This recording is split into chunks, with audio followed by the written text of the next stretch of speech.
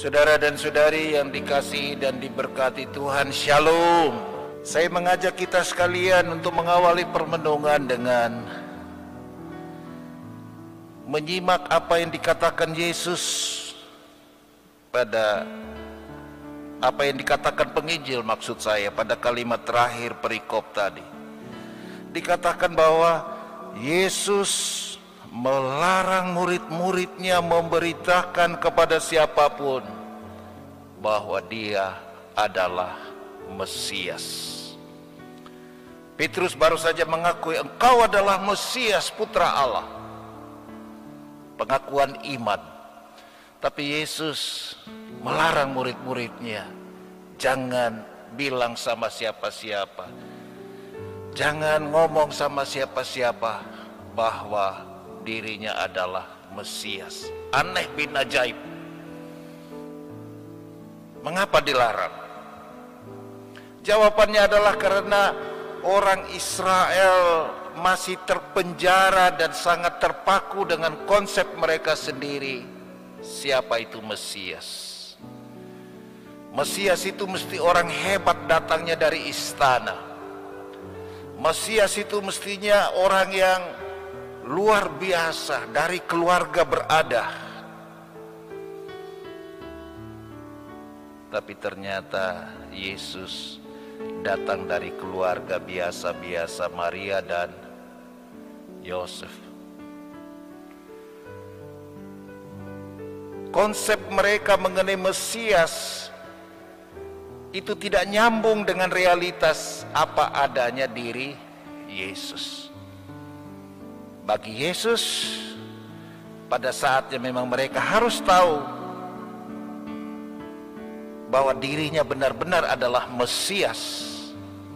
Tapi itu step by step. Itu melalui sebuah proses. Itu melalui sebuah perjalanan waktu. Yang jelas, pada saat peristiwa ini terjadi, Yesus menilai orang belum siap untuk menerima jati dirinya sebagai Mesias yang sejati. Itulah sebabnya dia melarang murid-muridnya untuk memberitakan bahwa dia adalah Mesias. Inilah sebuah poin bagi kita semua, saudara-saudari. Kita hidup sebagai orang gereja, kita percaya akan Allah, Bapa, Putra, dan Roh Kudus. Kita percaya akan Yesus. Tapi mari kita sedikit mawas diri dan sedikit kritis. Yesus yang seperti apa yang kita imani? Jangan-jangan Yesus menurut teori, pikiran, ciptaan kita sendiri di kepala kita. Allah yang seperti apa yang kita imani? Jangan-jangan bukan Allah sebagaimana adanya Allah dengan segala sifat dan sikap Allah. Bukan Allah apa adanya Allah, tetapi Allah yang kita ciptakan sendiri di pikiran kita. Disitulah relevansi pertanyaan Yesus kepada murid-muridnya. Dia bertanya, kata orang siapakah aku ini? Lalu para murid semangat sekali menjawab. Mereka seperti anak TK yang diberikan pertanyaan yang gampang, semua mau menjawab. Ada yang mengatakan engkau Yohanes Pembaptis, ada yang mengatakan engkau Elia, ada yang mengatakan engkau Yeremia, ada yang mengatakan engkau salah seorang dari para nabi. Saya membayangkan Yesus tersenyum sinis. Kira-kira dia bilang, ku pancing jiko. Ya. Ini baru pertanyaan pembukaan. Maka setelah itu Yesus bertanya lagi. Pertanyaan yang mirip, tetapi secara prinsipil beda. Itu kata orang, saya ini adalah Yohanes Pembaptis, saya ini Elia, saya ini Yeremia, saya ini salah seorang nabi. Kata orang, katanya katanya, dan sekali lagi katanya. Benar dan tidaknya saya bebas dari tanggung jawab, karena itu katanya. Celakanya kita manusia kan mudah sekali terbawa dan terjerat serta terpenjara oleh katanya, katanya, dan katanya. Maka Yesus menantang, jangan pakai katanya lagi, jangan pakai kata mereka. Sekarang katamu sendiri. Who am I? Menurut kamu sendiri, siapa aku ini? Coba lihat saudara-saudari, orang ketika ditantang secara pribadi, angkat tangan, memilih diam. Orang bilang diam itu emas, mungkin benar, tapi orang yang diam juga mungkin itu adalah orang yang mau cari aman, tidak mau ambil resiko. Mungkin para murid juga seperti itu, sehingga hanya Petrus yang menjawab. Kata teman saya, karena memang Petrus itu bawaannya agak cerewet. Apa kata Petrus? Engkaulah Mesias, Putra Allah yang hidup. Hebat sekali saudara-saudara. Tapi Yesus memuji dia dan mengatakan, bukan manusia yang mengatakan itu, melainkan Bapakku yang di surga. Saudara-saudari, Petrus berbicara tentang Yesus. Petrus melihat jati diri Yesus tidak berdasarkan kacamatanya sendiri, tidak berdasarkan pikiran sendiri, tapi berdasarkan perwahyuan.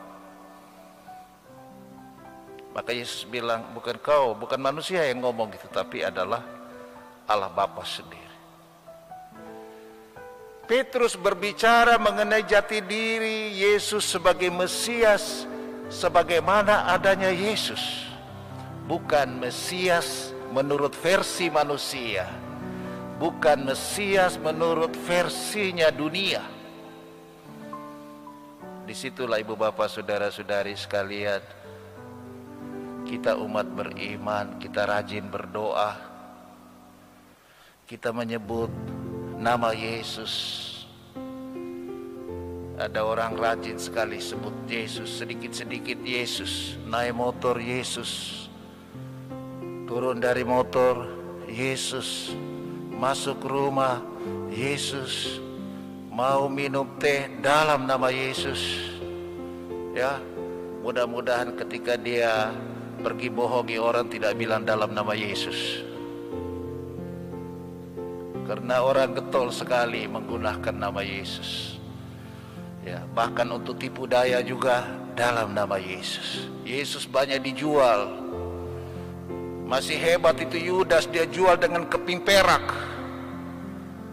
Sekarang ini manusia jual Yesus dengan keping plastik. Nah, saudara dan saudari sekalian, Petrus mengajari kita untuk mengimani dan melihat Yesus, Allah, sebagaimana adanya Yesus, sebagaimana adanya Allah. Bukan Yesus sebagaimana yang saya pikirkan. Ya. Kalau Yesus yang saya pikirkan, kita akan cenderung mengatakan Yesus adalah penolongku. Maka ketika pertolongan tidak datang, kita jadi ragu apakah Yesus memang penolong.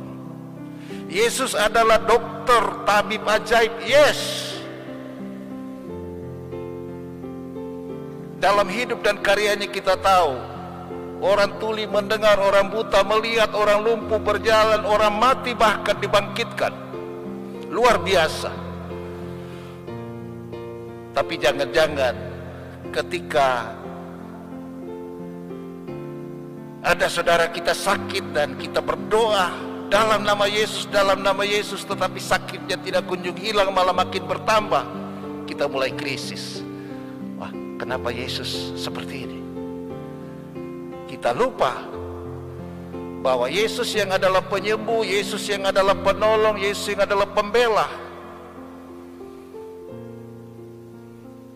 Yesus yang sama pun mengajari kita untuk memikul salib. Amin. Ya. Mendapatkan berkat itu gampang, tapi ketika memikul salib mungkin kita akan mengatakan, jangan, no kana, jangan misaya, kamu bangmo.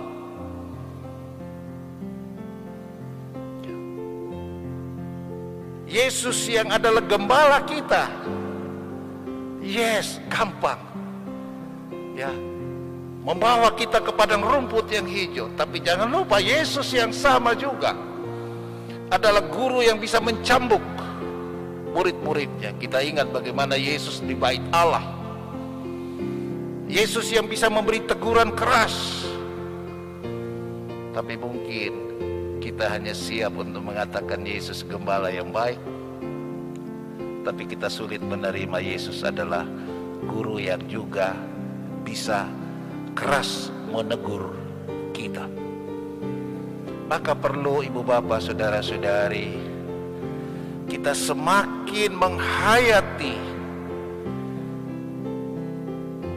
jati diri Yesus, apa adanya Yesus. Yang pasti dalam segalanya adalah dia baik, tetapi dalam rangka menghadapi kita manusia yang kerap bagaikan domba yang tersesat, Yesus juga bisa menjadi guru yang keras, tegas, dengan kata-kata yang pedas. Kita baca Injil Yohanes,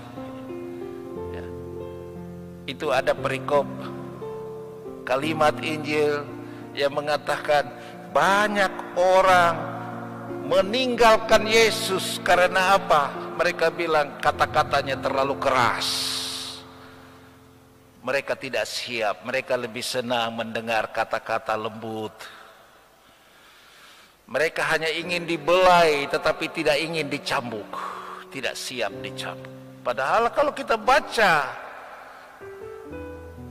kitab suci, banyak tindakan-tindakan Allah yang keras dalam rangka kasih-Nya untuk mengajari umat. Kita dengar saja misalnya di dalam bacaan yang pertama tadi. Beginilah firman Tuhan kepada Setna yang mengurus istana raja. Jadi Setna ini adalah seorang pelayan, seperti kita pelayan di dalam gereja, pengurus gereja. Ya. Ini Setna yang mengurus istana raja. Begini firman Tuhan, aku akan melemparkan engkau dari jabatanmu, dan dari pangkatmu engkau akan dijatuhkan. Coba lihat, ini kalimatnya Tuhan kepada Setna, pasti menyakitkan. Jadi coba lihat, Tuhan yang mengangkat, Tuhan yang membuka jalan bagi kedudukan dan jabatan. Tetapi ketika orang tidak becus, pada saatnya juga Tuhan yang sama yang mengatakan, aku melemparkan engkau dari jabatanmu, dan dari pangkatmu engkau akan kujatuhkan. Kata-kata Tuhan ternyata tidak selamanya manis. Kerap kali keras, tegas, dan pahit. Tapi orang yang sungguh beriman, dia tidak pernah meragukan betapapun keras, pahit, tapi ini karena rencana Tuhan. Pasti dia jatuh dalam semangat dout des, memberi supaya diberi. Dia jatuh di dalam semangat duniawi, karena saya sudah berbuat ini maka saya punya hak mendapatkan itu. Itu pola pikir duniawi. Dan kitab suci hari ini mengajak kita untuk menanggalkan pola pikir duniawi ketika kita berhadapan dengan Tuhan. Saya tutup renungan ini dengan kutipan bacaan yang kedua, kalimat yang terakhir tadi. Sebab segala sesuatu berasal dari Allah, ada karena Allah, dan menuju kepada Allah. Bagi Dialah kemuliaan selama-lamanya. Amin.